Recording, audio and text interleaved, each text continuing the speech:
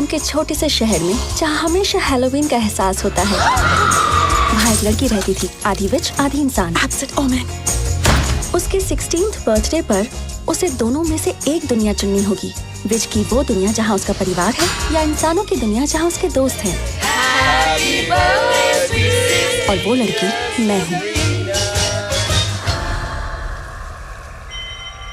Sabrina, क्या तुम रोशनी का रास्ता छोड़ के अंधकार के रास्ते पर चलने के लिए तैयार हो, चाहे वो जहां भी लेके जाए?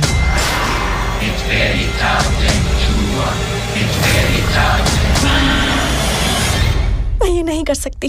करना पड़ेगा। मैं सबरीना को आप तक जरूर पहुंचा। तुम मरने वाली हो हाफ ब्रीड।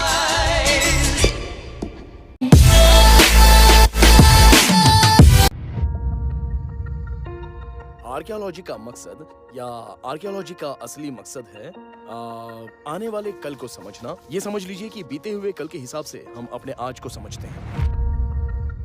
मुझे नहीं लगता कभी किसी को ऐसी चीज मिली है। मुझे वो सिंबल हमेशा से अट्रैक्ट करता रहा है। हनी, तुम ठीक तो हो? तुमने एक औरत को देखने की बात कही थी। प्लीज रुक जाइए। हाँ, मैंने देखा था। तुम्हें लगता है कि तुम स्पेशल हो आतिए, कि तुम बहुत जरूरी हो? ये तो हर किसी को लगता है कि वो स्पेशल है। आतिए, आखिर तुम हो कौन? तुम्हारी बहन कहाँ है? अतिए वही करती है जो वो चाहती है, और ये तुम भी जानते हो। आतिए, मैं समझने की कोशिश कर रहा हूँ। मैं भी समझने की ही कोशिश कर रही हूँ। तुम्हें जो भी पता है उसे भूल जाओ। लोग असलियत जाने बिना ही खुश रहते हैं, असलियत जानकर नहीं। इन सब का कुछ तो मतलब होना ही चाहिए। आप सब मुझे पागल समझते हैं क्या? देखो, अगर तुम इसे भूलोगे नहीं तो भागो! और भी कई मौतें होंगी। हर राज बाहर आने का मौका ढूंढता रहता है।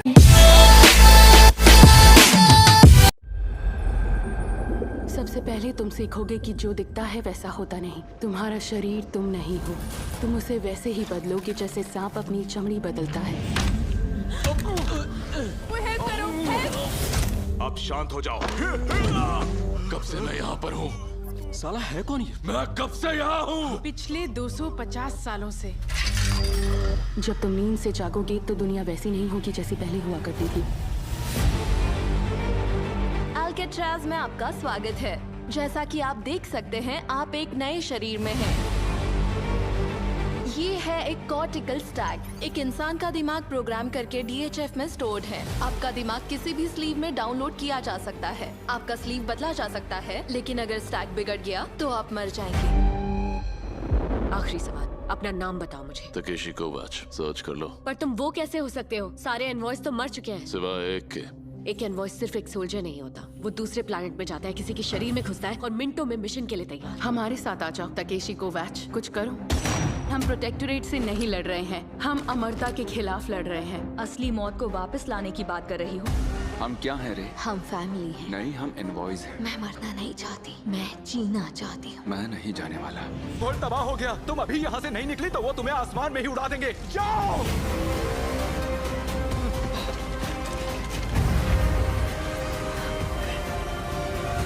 नहीं पकड़ पाओगे।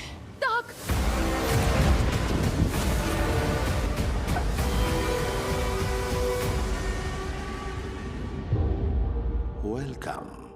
आप आए हैं रेवन होटल।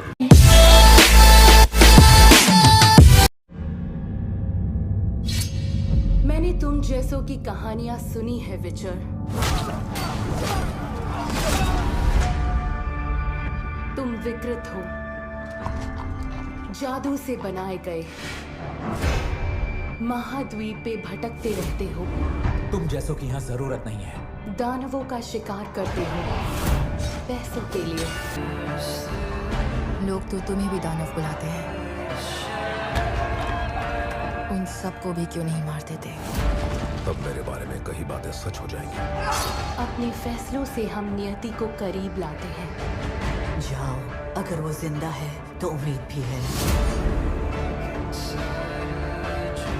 मुझे रिविया के गिराल्ड को ढूंढना है।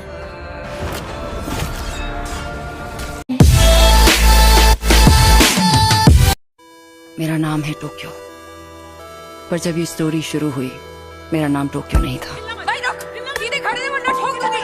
हाँ तो अब क्या तुम्हें 250 करोड़ यूरो की खनक सुनाई दे रही है?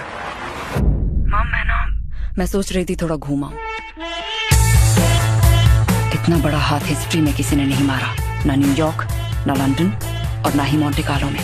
तो अगर मेरी फोटो न्यूज में आनी ही है तो क्यों न हिस्ट्री की सबसे बड़ी चोरी के लिए आए। हर घर हर फैमिली में लोग सिर्फ यही सोचेंगे कि ये कर क्या है। हम डाका कहाँ डाल रहे हैं? The royal mint of Spain. गौर से सुनो, ये बेहद जरूरी है कि पुलिस बिल्कुल ना समझ पाए कि हमारा असली प्लान क्या है। पर बहुत संभल के रहना, क्योंकि जिस घड़ी तुम लोगों ने खून का एक कतरा भी बहाया तो पब्लिक की नजर में हम हीरो से बिल्कुल जीरो बन जाएंगे। हमारी बात सुनिए, हम पर भरोसा रखिए और जो कहते हैं करिए। मगर हमें नहीं पता था ये तूफान आने से पहले वाली शांति थी। वक्त ऐसी करवट लेने वाला था जिससे हम जीती हुई बाजी हारने वाले थे। जोर से डायरेक्ट कातिल।